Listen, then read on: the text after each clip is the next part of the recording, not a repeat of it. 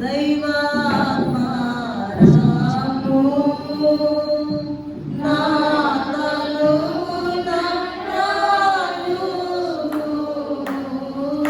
దైవాత్మారాము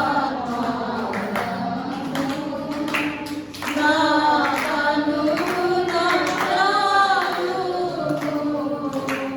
నా జీవమాకై వితోనిందా చేరివసితో నా జీవమాకై వితోనిందా చేరివసితో. చాలండి. పరమగీత గ్రంథము 3వ అధ్యాయము 7వ వచనం చదువుకుందాము. ఇదిగో సొలొమోను పల్లకి వచ్చుచున్నది, 60 మంది శూరులు దానికి పరివారము, వారు ఇశ్రాయేలులో పరాక్రమశాలులు, వారందరూ ఖడ్గదారులు, యుద్ధ వీరులు. మరొకసారి చదువుతాను.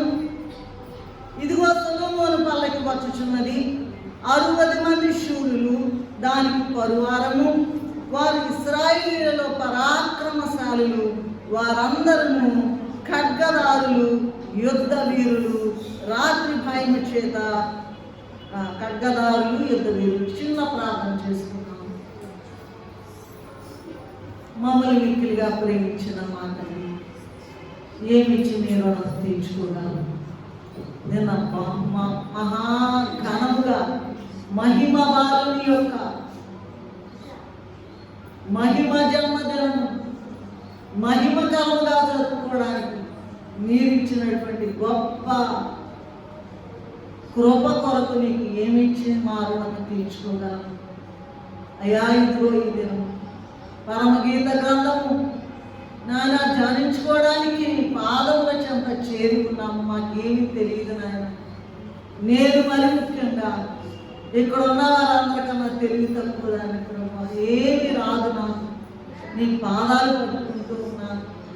దైవం మీరు దిగి వచ్చి నాతో మాతో మా అందరితో మాట్లాడునని వచ్చి వేసిన యేసయ్య అతి పరిశుద్ధమైన నామములో ఎంతో వినయముతో వేడుకొని ప్రార్థిస్తూ ఉన్నాము తండ్రి. మనం చదువుకున్నటువంటి వాక్య భాగము చదువుకున్నాం కదా. ఇదిగో సొలొమోను పల్లకి వచ్చుచున్నది. ఇంకా కొంతమందికి చేత కావట్లేదండి పాపం ఎక్కడుందో, అందుకని మళ్ళా చదువుతాం. ఇదిగో సొలొమోను పల్లకి వచ్చుచున్నది, 60 మంది శూరులు దానికి పరివారము, వారు ఇశ్రాయేలులో పరాక్రమశాలులు, వారందరూ ఖడ్గదారులు, యుద్ధ వీరులు. ఇంకా తీస్తూనే ఉన్నారు. దయచేసి జాగ్రత్తగా ప్రభువా నాతో మాట్లాడమని ప్రతి ఒక్కరు కూడా మీ హృదయం విప్పి ప్రార్థన చేసి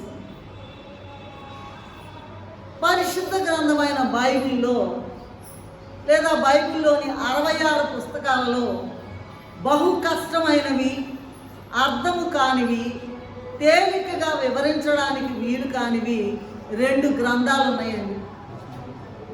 వాటిలో ఒకటేమో పరమగీతము, రెండవదేమో ప్రకటన గ్రంథము. వాటిలోని అంశాలను మనకిష్టమైన రీతిగా పోల్చడానికి వీలు కాదు. అది దేవుని దృష్టిలో మంచిది కూడా కాదండి.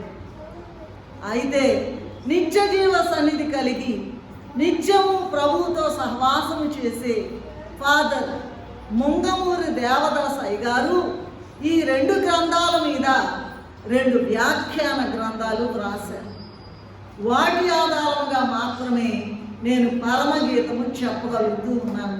ఒకవేళ దైవజనులు వ్రాసిన వ్యాఖ్యాన గ్రంథాలు లేకపోతే, ఒకవేళ దైవజనులు వ్రాసిన వ్యాఖ్యాన గ్రంథములు లేకపోయినట్లయితే పరమగీత గ్రంథమును వివరించుట సాధ్యపడదు అని ప్రభు సన్నిధిలో ఒప్పుకుంటూ ఉన్నాను.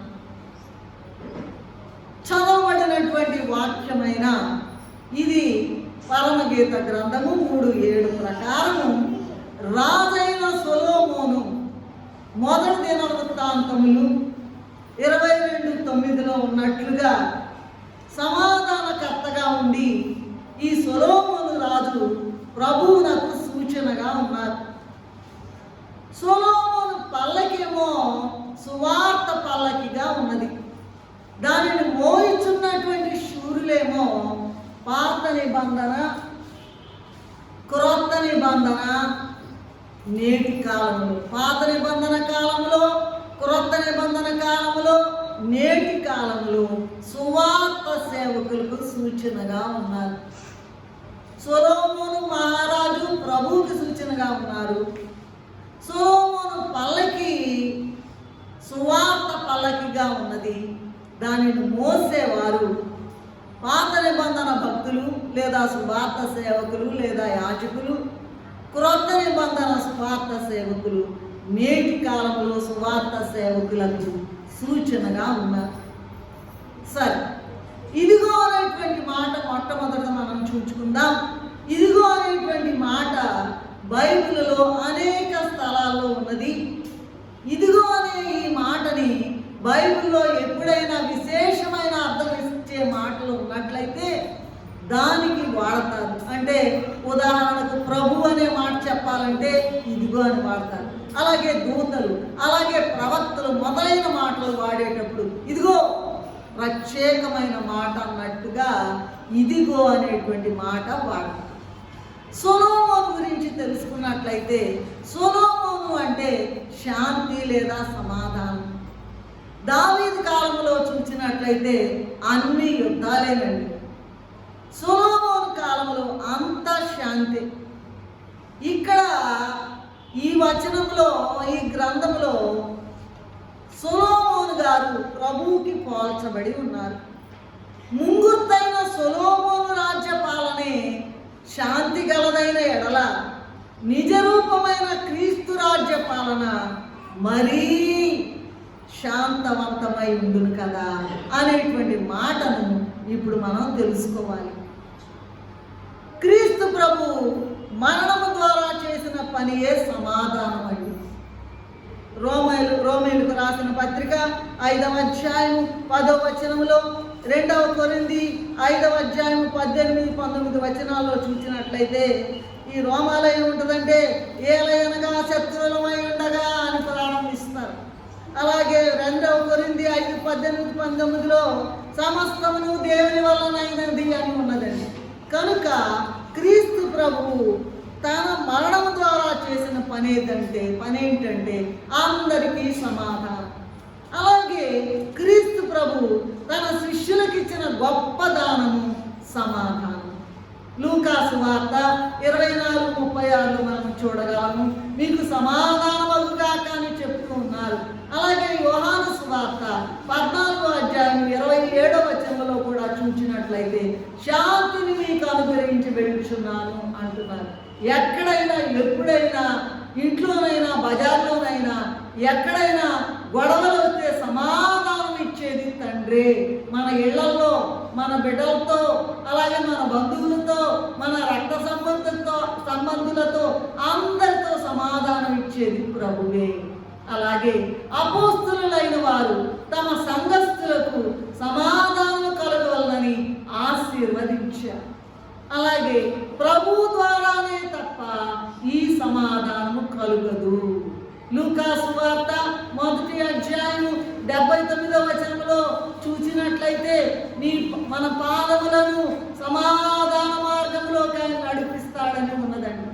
అలాగే 2:14లో కూడా సర్వోన్నతమైన, లూకా 2:14 సర్వోన్నతమైన స్థలంలో మీరు చదివే వాళ్ళు త్వరగా చదివి సహాయం చేస్తే నాకు తేలికవుతుంది. సర్వోన్నతమైన స్థలములలో దేవునికి మహిమ, భూమి మీద ఆయనకి ఇష్టమైన వారికి సమాధానం. మనం భూమి మీద ఆయనకి ఇష్టంగా ఉన్నారా? ఎంతకాలం 30 ఏళ్ళు, 40 ఏళ్ళు, 50 ఏళ్ళు, 70 ఏళ్ళు, 90 ఏళ్ళు బతికి ఇష్టం లేకుండా చి అనిపించుకునేటట్లుగా ఉన్నామో ఒక్కసారి మనము ఆలోచన చేయవలసి ఉన్నది. ఈ సమాధానం అనేటువంటి మాట ఒక పాట, ఒక వచనం గుర్తుకొస్తూ ఉంది. సమాధాన గృహము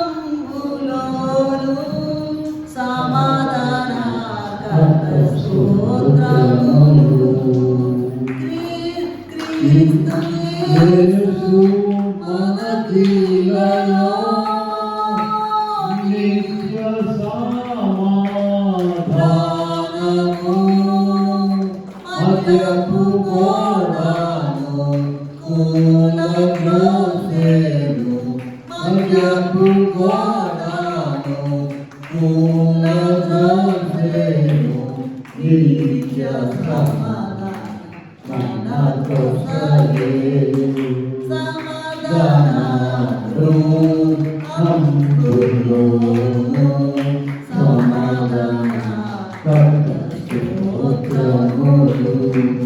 మళ్ళీ నేను అడుగుతాను, సొలొమోను అంటే ఎవరు? సొలొమోను పల్లకి అంటే ఏంటి? దాన్ని మోసే శూరులు, యుద్ధ వీరులు ఎవరు అనేటువంటిది ఈ ఉదయకాలంలో మనం ధ్యానం చేస్తాం. పల్లకి వచ్చుచున్న సొలొమోను అంటే సమాధానము సమాధానము సమాధానం, క్రీస్తుకి పోలికగా ఉన్నారు. ఇక పల్లకి సంగతి చూద్దామండి. ఈ సొలొమోను పల్లకి వచ్చుచున్నది అనేటువంటి మాట గమనించినట్లయితే ఇది భారతదేశంలో వాడతారు. ఈ పల్లకి మోయి వారు పాటలు పాడరు, మాటలు చెప్పరు, కానీ వారి నోటి నుండి వచ్చే శబ్దము పెండ్లి కుమారుడు వస్తున్నాడని తెలియజేస్తుందట. గనుక పెండ్లి కుమారుడు వాళ్ళు పాటలు పాడరంట, మాటలు చెప్పరంట, వాళ్ళ నోట్లో నుంచి ఒక శబ్దం వస్తుందట. మరి అప్పుడు ఆ శబ్దం విని పెండ్లి కుమారుడు వస్తున్నాడని పెండ్లి కుమార్తె ఇంటి వారు వచ్చి ఎదుర్కొంటారట వివాహం కొరకు. అది మరి చిన్నప్పుడు, నేను చాలా చిన్నప్పుడు విన్నాను ఒకటి. ఏంటంటే అదేంటంటే ఓం ఓం ఓం ఓం హాయ్, ఓం అంటే పాట పల్లకి మోసేవాళ్ళట. ఓం ఓం ఓం ఓం హాయ్, ఓం ఓం ఓం ఓం హాయ్. సొలొమోను పల్లకి అనురాగవల్లకి శూలమితి అందున్నది, సుందరి నవయువతి సుదతి అని ఒక పాట రాశారు. కనుక మరి ఓహో ఓహో హాయ్ అని వాళ్ళు మరి పల్లకిని మోస్తూ ఉంటారు. సరే, ఈ పల్లకి అంటే ఏంటంటే సువార్త వ్యాప్తి కొరకు కాలినడకన, ఓడల మీద, పడవల మీద, రైలు మీద, బస్సు మీద, విమానాల మీద, సైకిల్ మీద, పత్రికల ద్వారా, పుస్తకాల ద్వారా, నాటికల ద్వారా, సినిమాల ద్వారా, రేడియో ద్వారా, టీవీల ద్వారా కూడా ఈ సువార్త ప్రకటించు వారితో సదా ప్రభువే వెన్నంటి నడిపిస్తూ ఉన్నారు. క్రీస్తు ప్రభువే. ఎంత కష్టపడి చేశాం కదా మన కార్యక్రమం. ప్రభువే ఉన్నారటండి. కనుక ఈ అపాయకరమైన కాలంలో, అపాయకరమైన స్థలములలో కూడా, కాలముల్లో కూడా ఈ సువార్త వెళ్ళిపోతూ ఉందండి. ఈ సొలొమోను పల్లకి మోసేవారు ఎవరంటే దేవుని సేవకులు. అంతేకాదు, అందరూ మోయాలండి. అనుదినము రక్షణ సువార్తను ప్రకటించుడి అనే మాట కీర్తన గ్రంథము 92, 96 రెండులో ఉన్నది. కనుక ప్రతి ఒక్కరి బాధ్యత ఈ సువార్త పల్లకిని మోయడమేనండి. ఈ మాట ఆయనే ఉంటాడట. నాకేం చేత కాదని చెప్పుకున్నా సరే ప్రభువే నీ వెంట ఉండి నడిపిస్తారట. మత్తయి సువార్త 28వ అధ్యాయం 20లోను, అలాగే మార్కు సువార్త 16వ అధ్యాయం 20లో కూడా ప్రభువే వెంటుండి నడిపిస్తారట. ఎందుకంటే చాలా భయంకరమైన శ్రమలు ఉంటాయి. సువార్త సేవలో భయంకరమైన శ్రమలు ఉంటాయి. మరణ శ్రమ కూడా వస్తుందండి. ప్రారంభ కాలంలో, ఈ సంఘ ప్రారంభ కాలంలో మాకు కూడా మరణ కాల శ్రమ వచ్చింది. మాకు కూడా మరణకరమైన అపాయం వచ్చింది. అయితే ప్రభువే దిగి వచ్చి మమ్మల్ని విడిపించి ఇదిగో సువార్త సేవ జరిగిస్తూ ఉన్నారు. ఎంత ప్రమాదం అని చెప్తారంటే అండి, ఒక కథ ప్రతీతిలో ఉన్నది. ఏమిటా కదా అంటే సువార్త వెళ్ళాలంటే ఎంత కష్టమో, సువార్త చెప్పాలంటే ఎంత కష్టమో, సువార్త పల్లకి మొయ్యాలంటే ఎంత కష్టమో, దేవుని మాటలు చెప్పాలంటే ఎంత కష్టమో, ఆ విషయము ఒక కథ, ఒక ఆశ్చర్యమైన విషయము ప్రతీతిలో ఉన్నది. మరటండి రోమా పట్టణంలోనంట ఒక కాలంలోనట క్రైస్తవులకట మహాహింస కలిగిందంట. క్రైస్తవులు, సువార్త సేవకులు, మరి ఎవరైనా ఋషులు ఎవరైనా కనబడితే వాళ్ళని కత్తి తీసుకుని నరికేసే కాలమట. అంత భయంకరమైన మహాహింస జరుగుతోందట. ఒక చోటట 7 క్రైస్తవ ఋషులండి, 7 క్రైస్తవ ఋషులు సువార్తని ప్రకటిస్తూ తిరుగుతూ ఉన్నారట. ఎప్పుడైతే ఈ ప్రకటన వెలువడిందో అందరినీ చంపేస్తాము, యేసుక్రీస్తు సువార్త చెప్పకూడదు అని ఎప్పుడైతే వెలువడిందో అప్పుడట ఈ ఋషులట, క్రైస్తవ ఋషులు కబురు వచ్చిందంట, రాజ సైనికులు మిమ్మల్ని 7 కూడా చంపేయడానికి వచ్చేస్తున్నారు. ఎందుకండి అమ్మా చెప్పండి, ఎందుకట? సువార్త పని చేస్తూ ఉన్నారు క్రైస్తవ ఋషులు, దేవుని యొక్క సువార్త చెప్తూ ఉన్నారు అని కత్తులు తలతలా మెరుస్తూ ఉన్నాయట. వచ్చేస్తున్నారు అని అనేటప్పటికి ఆ మాట వినేసరికి ఈ 7 ఋషులటండి భయము చేత పరిగెత్తి ఒక గుహ ఉంటే ఆ గుహలోకి జొరబడితే వెంటనేనట దేవుడట ఒక సాలెపురుగును పంపించాడంటండి. దేవుడు ఎట్లా వాడుకుంటాడో అసలు ఎంత అద్భుతం చూడండి. ఒక సాలెపురుగుని, చేపల్ని వాడుకుంటాడు, దెయ్యాలను కూడా వాడుకుంటాడు. సాతాను మూలాన స్వామి యేసుక్రీస్తు భూతలమున వెలసను తెలుసునా, పాతకులను చేర్చిన తెలుసునా ఉందండి. సాతాను కూడా వాడుకుంటాడు, పురుగును వాడుకుంటాడండి. పురుగును వాడుకున్నాడు, యోనా విషయంలో చేపను వాడుకున్నాడు. కనుక సరే మరి ఈ సాలెగూళ్ళలో సాలె పురుగుని పంపించాడంటండి. వెంటనే ప్రభు మాట చెప్పంగానే ఈ సాలెపురుగు అంట టక గూడు అల్లేసిందంటండి, తిక్కగా అల్లివేసిందట. అల్లివేసేటప్పటికి ఆ రాజు సైనికులు అంట అందరు కత్తి తీసుకొని వచ్చేసేటప్పటికి అక్కడ గుహ దగ్గర ఉన్నారు కొంతమంది అని వాళ్ళ కబురు వచ్చిందంట. ఈ గుహ దగ్గరికి వచ్చి చూచి ఏం చేశారంట, ఇక్కడ ఎవరు ఉంటారులే, సారికి గూళ్ళు పెట్టింది, ఇంత దట్టంగా గూడు పెట్టింది కనుక మనుషులు ఎవరు ఉండరని చూచి వెళ్ళిపోయారు. ఆశ్చర్యకరుడు, ఆలోచనకర్త, అంతుడైన ప్రభు, నిత్యుండగు తండ్రి, సమాధానకర్త, నా రక్షకుడు.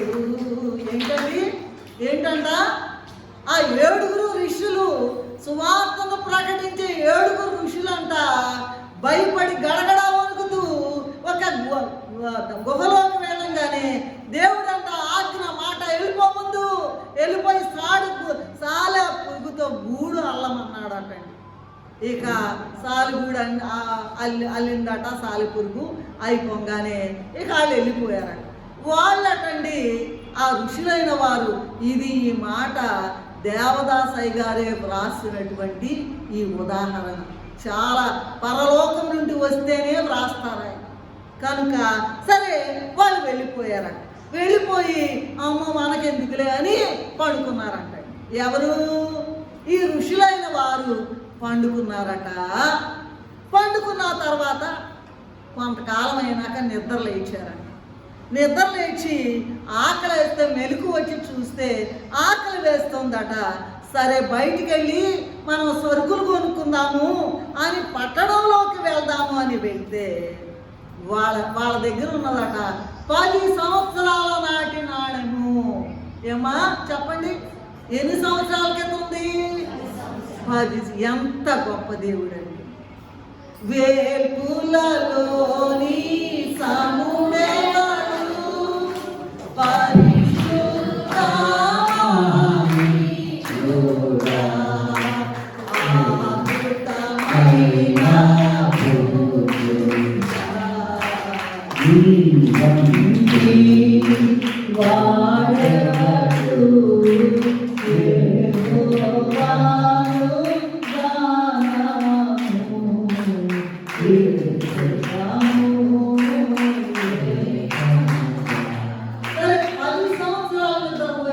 దేవుడు అలా రక్షించాడు సువార్త సేవకులైన వారిని.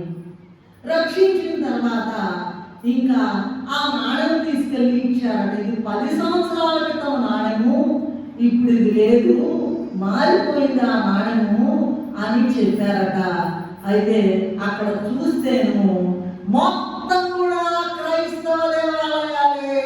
ఏంటంట? మొత్తం కూడా ఏం కనపడుతున్నాయంట?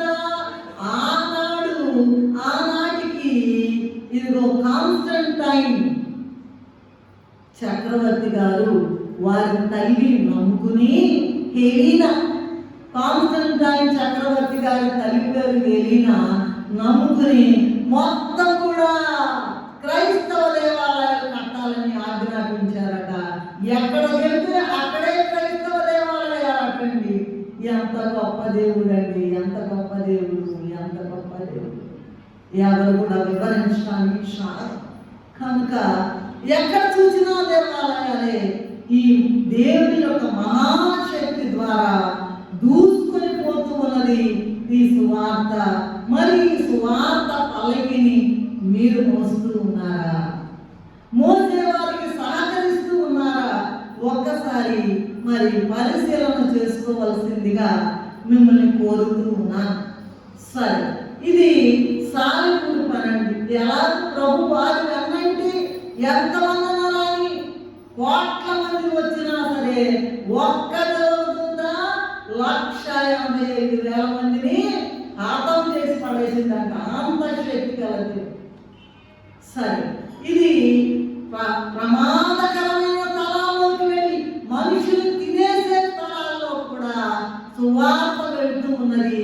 వారందరితో కూడా ఎక్కడైనా సరే మాకు కూడా మరణకరమైన శ్రమ వచ్చినా సరే ప్రభు దిగి వచ్చి ఈ సంఘాన్ని స్థాపించాలని నేను మీకు మనవి చేస్తూ ఉన్నాను. సరే, ఆ తర్వాత ఏంటంటే 60 మంది శూరులట. సొలొమోను గారంటే ప్రభువే. సొలొమోను పల్లకి అంటే సువార్త పల్లకి ప్రభువే వారి వెంట నుండి నడిపిస్తూ ఉన్నారు. సరే, 60 మంది శూరులు దానికి పరివారం అట. ఎందుకు వాడారు 60 మంది అంటే మరి కొన్ని సంఖ్యలు బైబిల్లో ఒక ప్రత్యేకమైన విషయం చెప్పడానికి వాడుతూ ఉన్నారు. ఒక్కడే దేవుడు అని అంటారు. ఉందా లేదండి బైబిల్లో? త్రిత్వ దేవుడు ఒక్కటే దేవుడు. అలాగే 7వ సంఖ్య మనం 7 సన్నిధి స్త్రీలను పెట్టుకున్నాం కదా.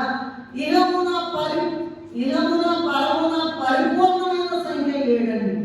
అలాగే 12 గోత్రాలు ఇశ్రాయేలీయుల గోత్రాలు, ఇలా సంఖ్యలు వాడతారండి.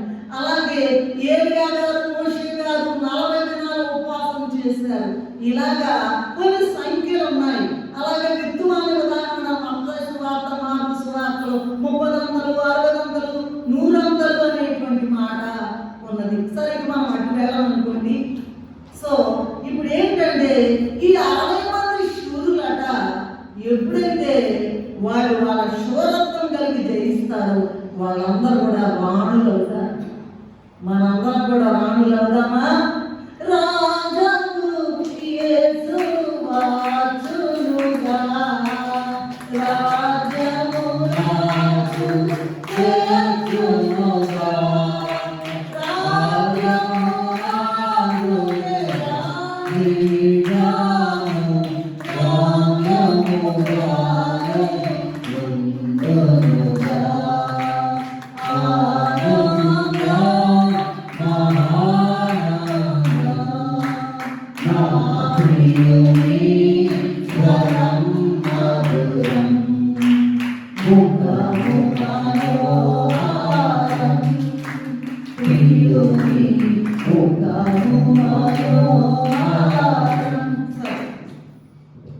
ఈ శూరులైనటువంటి వారు 60 అనే సంఖ్య ఇక్కడ వాడారు.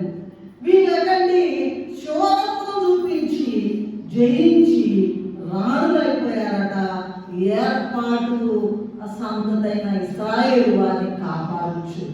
సరే, ఈ శూరుల గురించి ముందు పాత నిబంధనలోని భక్తులందరూ కూడా ఈ శూరులైన వారు పాత నిబంధనలో ఎవరెవరైతే సువార్త ప్రకటించారో వారందరూ కూడా సువార్త పల్లకి సాగిపోయేటట్లు చేశారు, ఆగకుండా సాగేటట్లుగా చేశారు.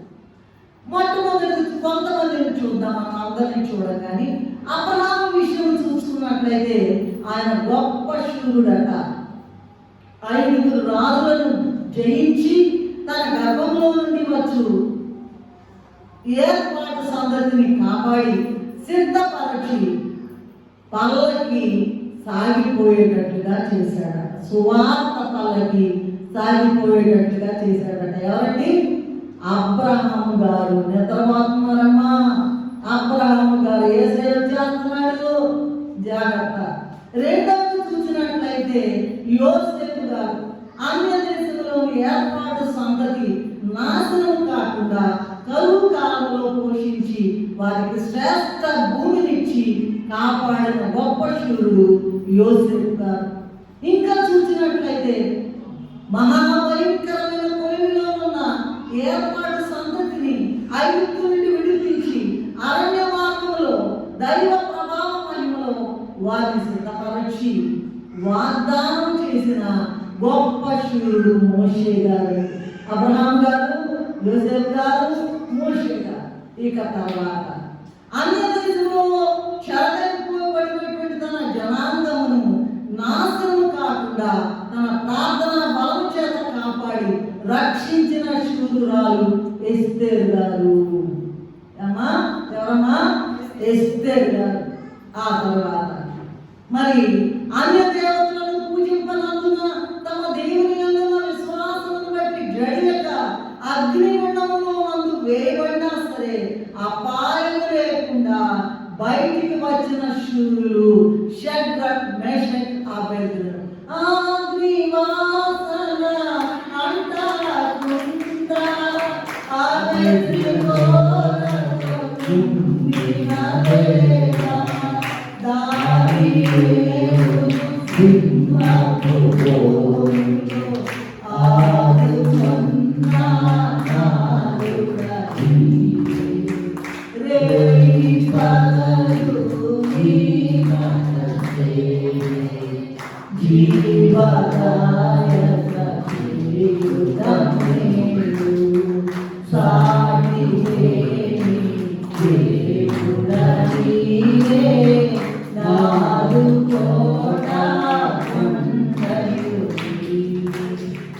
ఇలాగా మరి ఈ షడ్రక్, మేషక్, అబేద్నెగో అనే వారు శూరులు.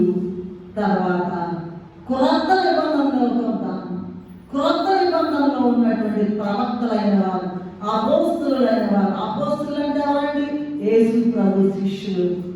మరి వీళ్ళట విద్య ఏమీ లేకపోయినా సరే, ఎన్ని శ్రమలున్నా సరే, ఎంత ఇబ్బందున్నా సరే లెక్క చేయక, పట్టు విడవక శూరత్వాన్ని చూపి క్రీస్తు మహిమను చూపించారట. వారు ఆ సువార్త పల్లకి పనివారు. మీరు హెబ్రీ పత్రిక 11వ అధ్యాయంలో చూసినట్లయితే ఒక పెద్ద లిస్ట్ ఉందండి. 11వ అధ్యాయంలో పెద్ద లిస్ట్ ఉందని చూసుకోండి. సరే, ఈ సువార్త పల్లకి పనివారి సంగతి అలా చూద్దాం. ఆ తర్వాత చూసినట్లయితే అంటే నేను ప్రతి మాటని వివరిస్తూ ఉన్నాను, నేను కాదు దేవుడు. నెక్స్ట్ చూసినట్లయితే ఇశ్రాయేలీయులలో పరాక్రమశాలులు అనే మాట కూడా ఉన్నది. దేవునితోనూ నరునితోనూ పోరాడి గెలిచిన ఈ యాకోబు గెలిచిన వారు యాకోబు సంతతి వారండి. ఈ యాకోబు పొందిన జయమును బట్టి వారందరూ ఎక్కడున్నా ఏమి చేసినా జయమే. అబ్రహాము గారు ఇచ్చిన వాగ్దానాన్ని బట్టి నిన్ను బట్టి సమస్త వంశములు భూమి మీద ఆశీర్వదించబడును అనే మాటను బట్టి దేవుడట నరుడై యేసుక్రీస్తు నామమున అబ్రహాము సంతతి యందు జన్మించినందున సమస్త వంశములు యాకోబునకు, ఇదిగోండి సమస్త వంశములు అబ్రహామునందు ఆశీర్వదించబడినాయట. అందుకే ప్రభువులు వస్తుందంటే అబ్రహాము కుమారుడా అని అంటారు. అబ్రహాము కుమార్. సరే, మరి ఈ అబ్రహాము సంతతి నుండి వచ్చిన యాకోబున కలిగిన జయాన్ని బట్టి ఇశ్రాయేలుగా మార్చబడి నేటి వరకు కూడా లోకంలో అందరికన్నా పరాక్రమశాలులుగా కనబడుతూ ఉన్నారు. ఇదిగో ఈ సువార్త పల్లకిని మోసేటువంటి పనివారు. అలాగే క్రీస్తు ప్రభువు కూడా ఈ లోకంలో ఉండగా, శరీరధారిగా ఉండగా సాతానును, పాపమును, లోకమును, మరణమును, సమస్త దుస్థితితో పోరాడి జయము పొందినందున ఆయన ఎవరైతే నమ్ముకుంటారో, ఆయన ఎవరైతే ఆశ్రయిస్తారో భూలోకమందున్న సమస్త వంశములకు ఆయన జయము కలుగుతుందట. అందుకనే వారిని ఏమన్నారమ్మా? క్రైస్తవులు. క్రీస్తు ప్రభు నమ్ముకుని వెళ్తూ ఉన్నారు, సువార్త పల్లకి మోస్తూ వెళ్తూ ఉన్నారు. ఎన్ని కష్టాలు వచ్చినా, ఎన్ని విమర్శలు వచ్చినా, ఎంత శ్రమ వచ్చినా, ఎన్ని నిందలు వచ్చినా, ఎన్ని అవమానాలు వచ్చినా క్రీస్తును వెంబడిస్తూ వెళ్తూ ఉన్నారు. అందువలన ఇశ్రాయేలీయులు లోకమంతటిలో ఎట్టి పరాక్రమశాలులో క్రీస్తు ప్రభువు నుండి వచ్చిన క్రైస్తవులు కూడా అంత గొప్ప పరాక్రమశాలులు. ఎంత గొప్ప ధనిలము మనమమ్మా, ఎంత గొప్ప ధనిలము.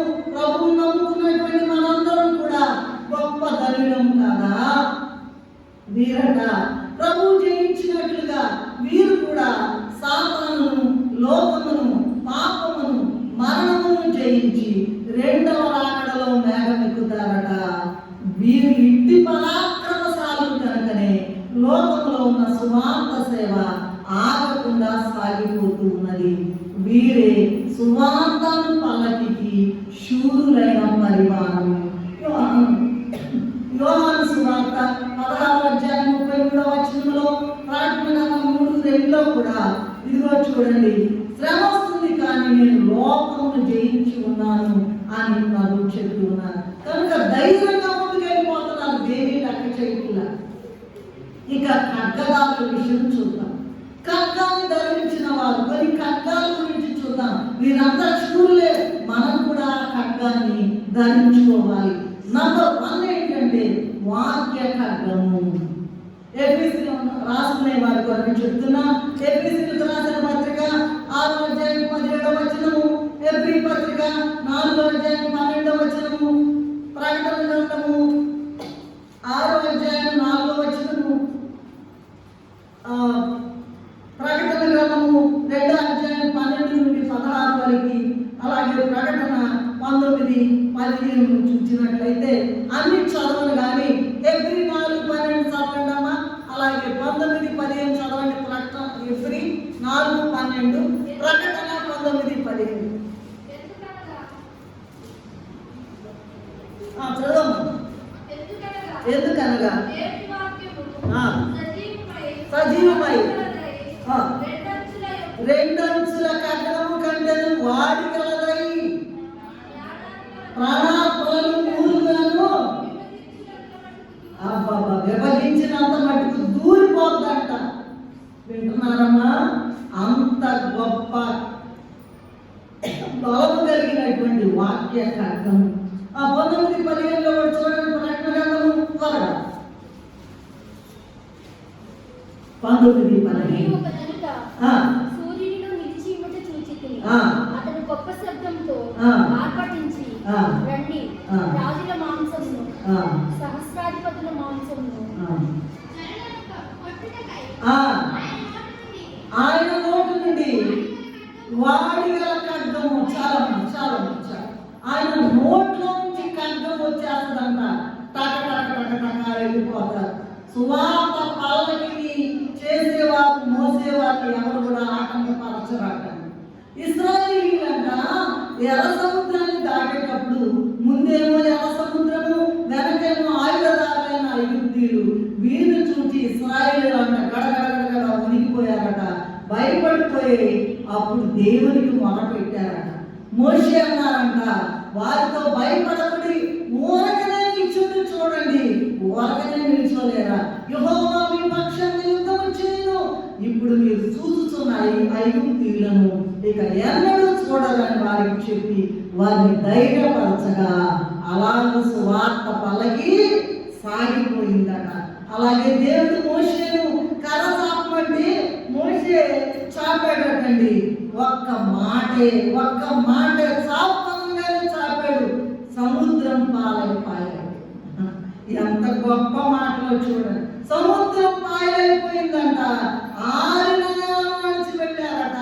ఆ ఎర్ర సముద్రం అంట పాయలైపోయింది. మళ్ళా వచ్చి కలుసుకుంటే ఆ యుక్తులు మధ్యలో ఉండి అందరూ కూడా ఒక్కరు మిగలలేదంటండి. ఆయుధములు లేని ఈ దేవుని మాట వలన ఇశ్రాయేలుకి భయం కలిగిందంట. ఎర్ర సముద్రము నీ ఆజ్ఞ మేరకు రహదారిగా మారగా. ఎర్ర సముద్రము నీ ఆజ్ఞ మేరకు రహదారిగా మారగా. దాటివే నీ జన్ములు బహుక్షేమముగా ఆ జలములలోనే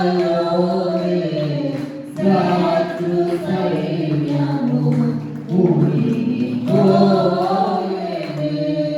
కృపా సత్య సంపూర్ణుడా సర్వలోకానికే చక్రవర్తి నీవే యేసయ్యా. మరండి ఒక్క మాటే దేవుని మాట శాపం గానే సముద్రం పాయలైపోవటం ఎక్కడన్నా చూచారా? అదే శూరత్వం. నీకు ఎంత గొప్పతనమున్నా దాటిపోద్దండి. దేవుడు మీతో ఉన్నాడు. మరి మీ దగ్గర వాక్య ఖడ్గం అనేది ఉన్నదా లేదా పరిశీలించుకోండి. రెండవది చూసినట్లయితే ప్రార్థనా ఖడ్గం. నిర్గమకాండం 10వ అధ్యాయం 8 నుండి 11 వరకు చూసినట్లయితే ఇశ్రాయేలీయులట శత్రువులైన వారిని గెలుచుటకు మోషే చేతులు ఎత్తితే గొప్ప జయం చేసేదంట. చేతులు దించగానే శత్రువుల మీద ఆపజయము. శత్రువులు వీడు ఓడిపోయేవాళ్ళంట. శత్రువులకి జయం వచ్చేదంట. ఈ ఇశ్రాయేలీయులకి ఆపజయం కలిగింది. చేతులు ఎత్తుదా అంటే ప్రార్థించుట. చేతులు ఎత్తుట అంటే ప్రార్థించుట. అంటే ఇక్కడ ప్రార్థన ఏ ఖడ్గం మీ దగ్గర ఆ ప్రార్థన ఖడ్గం ఉందా లేదా చూచు. లేకపోతే నీ శ్రమగానే ఉంటుంది. మూడవది చూసినట్లయితే స్తుతి ఖడ్గము. ఇశ్రాయేలీయులు ఎరుకో గోడను కూర్చడానికి యాజకులట బోరలు లేరంట. ప్రజలందరూ కూడా ఆర్భాటంతో కేకలు వేశారట. అప్పుడట ఎరుకో గోడలు దెబ్బకి కూలిపోయినాయట. వారు జయం పొందకముందే జయం పొందినట్లుగా యాజకులేమో బోరలు లేరంట. జనమంతా కూడా దేవుని యొక్క భక్తులందరూ కూడా కేకలు వేశారట. అదే స్థితి ఖడ్గము. ఆ శ్రమ వచ్చినప్పుడు నేను స్తుతి చేసే ఖడ్గము. ఇక్కడ స్తుతి సాగదు, మనం వెళ్ళి అక్కడ స్తుతి సాగును. ఎక్కడనే స్తుతి చేయసాగుడు. ఎంత యత్నము చేసినా ఎక్కడ లేనట్టు శ్రమలు మొక్కలైపోతాయి అనేటువంటి స్థితి ఖడ్గం. తర్వాత చూసినట్లయితే విశ్వాస ఖడ్గము. షడ్రక్ మేషక్ అబేద్నెగోను ముగ్గురు బాలురు అగ్నిగుండంలో వేయబడినా సరే మేము సేవించున్న మా దేవుడు మండుచున్న అగ్నిగుండం వేడుకగా అగ్నిగుండంలో నుండి మమ్మల్ని తప్పించి రక్షించును అని రాజుకి ప్రత్యుత్తరం ఇచ్చారట. అట్లే అగ్నిగుండంలో వేయబడినా సరే వారి విశ్వాసాన్ని బట్టి అగ్ని వాసన కూడా అంటలేదట. ఎంత గొప్ప దేవుడు! నీ దగ్గర విశ్వాస ఖడ్గం ఉన్నదా? క్రీస్తు ప్రభు ఆయన శిష్యులకు ఇచ్చింది ఆయన వాక్యమే. ఆయన వాక్యం వెళ్ళే సర్వశక్తులు ఉన్నాయి, సమస్త కృపావరములు ఉన్నాయి, సమస్త దానములు ఉన్నాయి, సమస్త దీవెనలు ఉన్నాయి. ఆనందం ఉన్నది, జయం ఉన్నది, ఆనందం ఉన్నది. వారు ధరించిన వాక్య ఖడ్గము వలన సర్వలోకమును క్రీస్తు కొరకు సంపాదించారు. వారి ప్రార్థన వల్ల శత్రువుల యొక్క సమస్త ప్రయత్నాలను కూల్చివేశారు. ఈ మాట అపోస్తలుల కార్యం 12:1-10 వరకు చూడగలము. ప్రభువు సాతానుని జయించినట్టు వాక్య ఖడ్గమే వాడారండి. సాతాను బొమ్మ అని మత్తయి సువార్త 4వ అధ్యాయం 10వ వచనంలో చూడగలమా? పాప పాపులను, రోగులను, భూత పీడితులను, ఆపదలో ఉన్న వారిని, పేదలైన వారిని, అన్ని విధములైన అవస్థల్లో ఉన్న వాళ్ళందరినీ కూడా ఆయన వాక్కు చేత రక్షించాడట. కీర్తన 107:20 మనం చూడగలం. మృతులను బ్రతికించిన ఆయన వాక్యం చేతనే, వాక్యమైన ఆయనే శరీరధారిగా వచ్చారు. యోహాను సువార్త 1:14 చూడొచ్చు. ప్రకటన 9:13 చూసినట్లయితే ఆయన వేరే వాక్యం అండి. ఆయన మాట వలననే సమస్త సృష్టి కలిగింది. యోహాను సువార్త 1:2 చూడగలము. ఆయన అదృశ్య దేవుడు. కొలస్సై పత్రిక 1:15 చూడగలము. వాక్యమైన ఆ దేవుడే ఆయన వెంబడించిన వారిని కూడా వాక్య సంపూర్ణంగా చేశారు కనుక వారు చేసే అద్భుతాలు ఎవరు కూడా ఎప్పటికీ కూడా చేయలేదు. వారి విద్యలని పాపలైనా సరే, ధన సంపన్నులు కాకపోయినా, ఏమి రాకపోయినా సరే, వారి గొప్ప పారమార్థిక జ్ఞాన సంపన్నులట. వారి ద్వారా వచ్చిన వాక్యమే సర్వలోకంలో నేటికి వినబడుతూ ఉన్నది. లోకాంతం వరకు వినబడుతూనే ఉంటుంది. ఖడ్గదారులని పేరుగాంచిన వారి కంటే ఈ వాక్య ఖడ్గమట మహా గొప్పదటండి. అందుకే వాక్యం కొరకట ఆమోసు గ్రంథము 8వ అధ్యాయము 1-2 వచనాలు, 11-12 వచనాలు, 11-12 వచనాలు చదివితే ఎవరైనా చదువుతారా? ఇదిగో వాక్య కరువు వచ్చేసిందంట. వాక్య కరువు చదవండి.